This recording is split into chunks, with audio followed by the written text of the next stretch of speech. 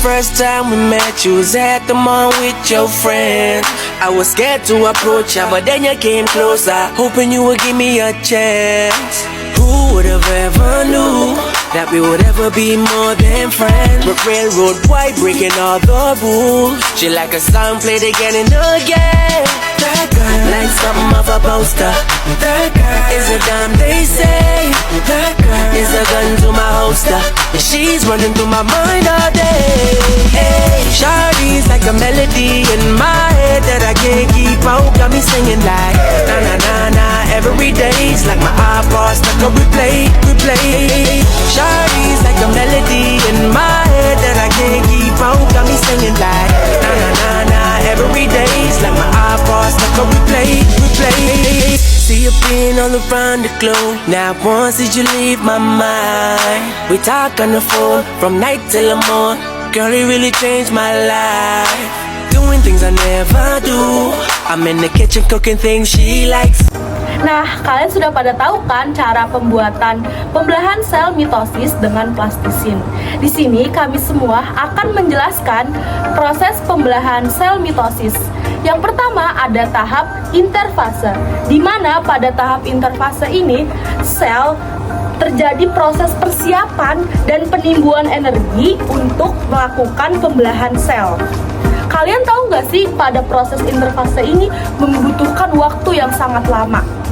Nah, pada tahap interfase itu terbagi menjadi 3, yaitu ada fase gap 1, yang kedua ada fase sintesis, yang ketiga ada fase gap 2.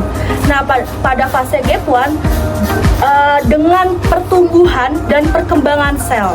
Hal ini ditandai dengan berkembangnya sitoplasma, organel sel, serta sintesis bahan-bahan yang akan digunakan untuk fase berikutnya. Yang kedua ada fase sintesis.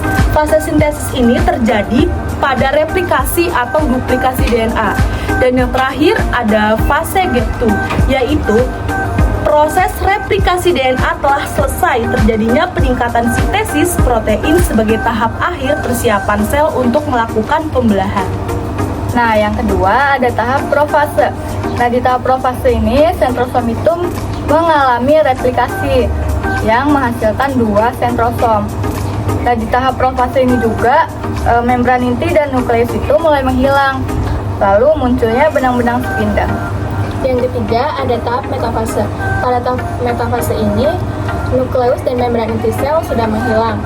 Masing-masing kinetokor pada sentromer dihubungkan ke satu sentrosom oleh benang-benang spindle.